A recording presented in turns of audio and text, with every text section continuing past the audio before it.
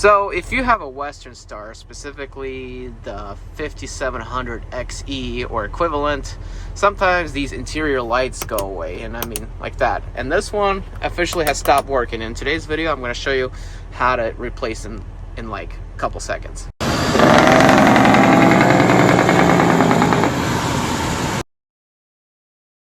So you need a knife or a flathead screwdriver. What you're going to do is get under here and carefully pop. It pops very easily. As you can see, that light bulb is completely burnt, so we're going to go ahead and gently pull, and it pops off right like that.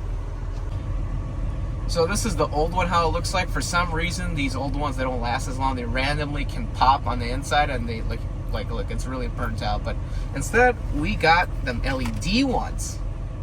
They're gonna last up to 10 years now. All right, so it's time to see how well they're gonna work.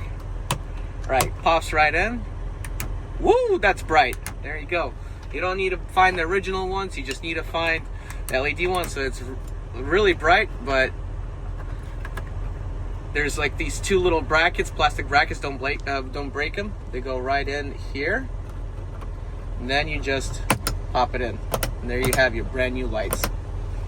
And that's the difference of how they look between each other. As you can see, this one is way better color, way more visibility if you're trying to do something at night than this one right here.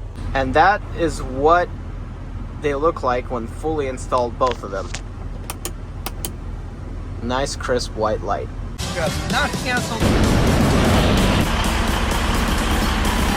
Guys, I'm Eddie B. 2004 turn light.